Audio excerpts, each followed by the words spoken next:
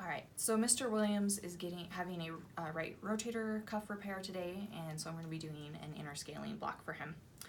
So before I go into the room, I check his history and just make sure he doesn't have any absolute contraindications, such as outright refusing to have a block, or coagulopathies, or an infection at the site. Some relative contraindications would be an allergy to local anesthetic, if he had a second or third degree block, or if potentially if he had COPT, that might preclude him from having this block. So coming into the room, Mr. Williams, can you tell me your date of birth?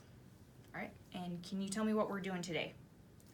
All right, so I have identified him, and we'll just confirm that it is the correct site. So I'm gonna go ahead and just initial your shoulder so we have the right one, okay? Go ahead and initial that. So there are some benefits to having this procedure. The main use for this block is to give you primarily pain relief post-operatively. It'll help minimize how many oral opioids you have to use or even IV medications. Keep you a lot more comfortable, let you start working with physical therapy sooner as well. There are some risks and some side effects that go along with it though. One of the big risks is bleeding. Since we are poking in your neck there, you can also get an infection at the site, but we do clean it well. You can also, if there were a puncture of your lung, you could have a collapsed lung and that might require a chest tube.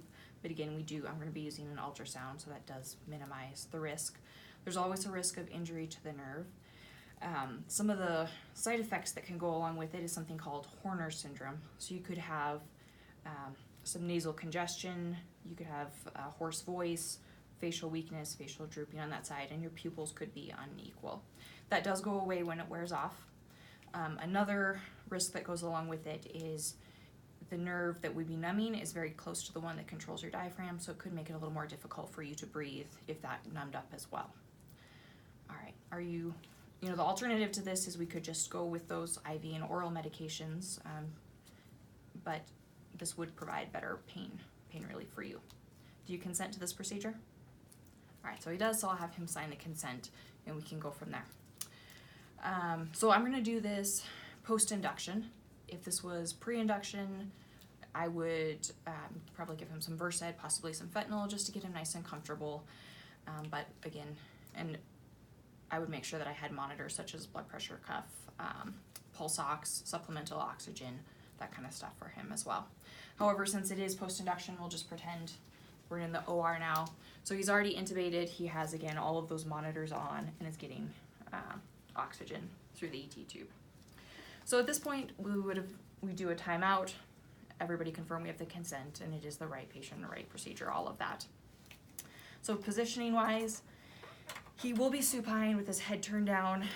Obviously he's asleep, otherwise I could have him kind of stretch his arm out. If we needed to, I'd have an assistant here to help position him more with identifying those landmarks and that ultrasound. So, and again, head turned away. So I'm gonna go ahead and take a look with the ultrasound to begin with. So I would start down coming right off the clavicle. So general landmarks we'd be looking at would be I look for about C6 or the cricoid cartilage and come over to that clavicular branch of the sternocleidomastoid. And that's where I should start looking. But with the ultrasound, I'll start on the clavicle and roll off, and I'll gradually come up. So on the ultrasound, as you can see over here, once I've come up a bit, there's the sternocleidomastoid along the top. I'm looking for the anterior scalene muscle, that'll be more medial, and the middle scalene muscle on the lateral side. In between there, C5, C6, and 7, which are my goals to numb up, they should create like a stoplight pattern right there. So once I've identified that, I'll just go ahead and just mark the probe so it's a little easier to find it after I get him all sterile. So I'll hand this back. So at this point, I already have a mask, all that. I've got all of my equipment already pulled up. I also have a nerve stimulator. I've got some local anesthetic drawn up, about 40 mLs of that, and a whole stopcock set up. So I'll go ahead and open my kit here. Alright, and I'm just going to clean them up with some chlorhexidine.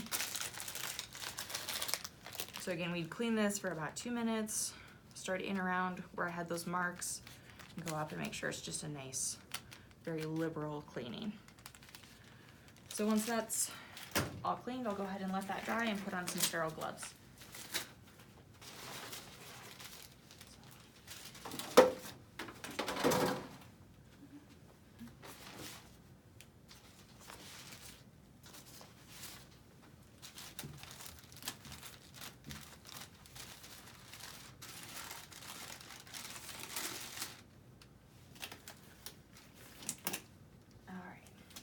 So assuming that's had 2 minutes and it's completely dry, I could go ahead and drape him. So I peel this off, drop it over the site where I anticipate going in, and go ahead and open that up.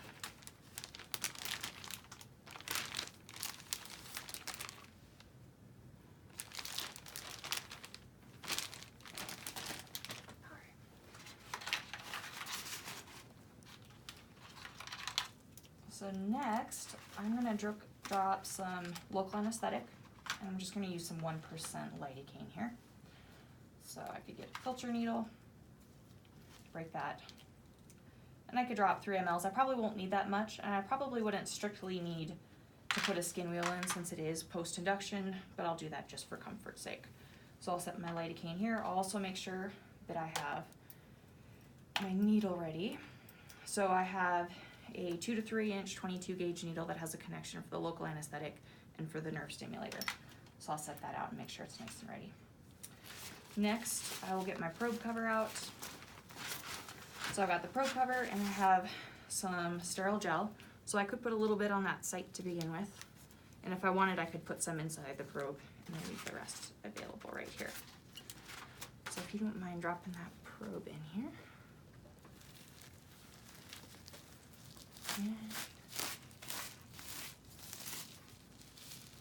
All right, could go ahead and put a rubber band on that.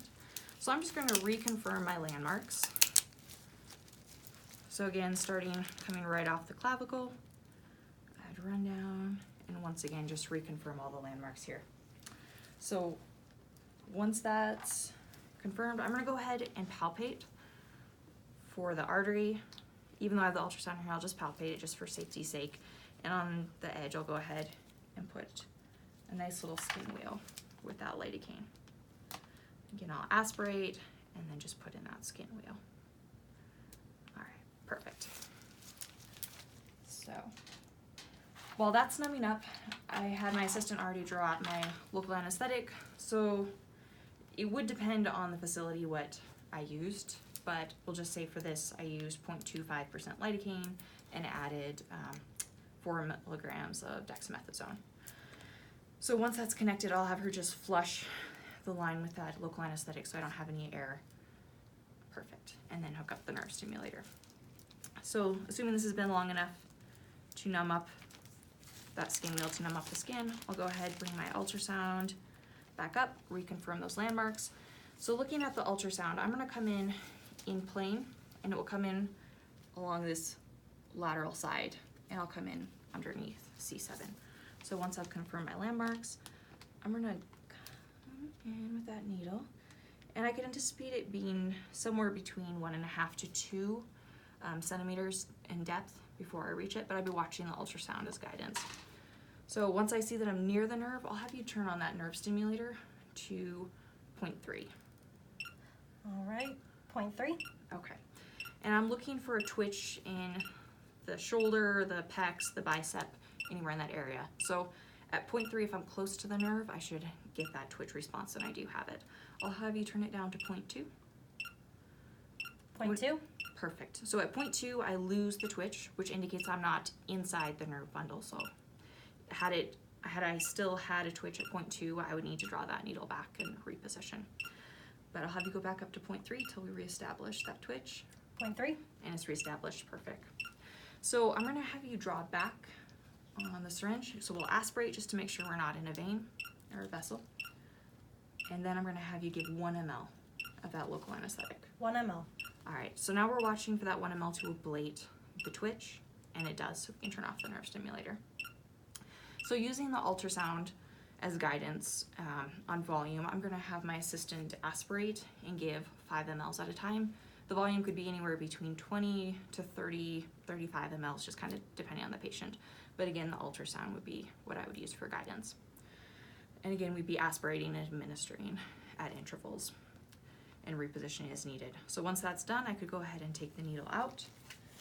And again, the patient's asleep, so I won't be able to establish the quality of the block quite yet, and it'll take a little bit of time to set in, but post-operatively, I would reevaluate and ensure that it was sufficient to provide pain relief, and we'd be done.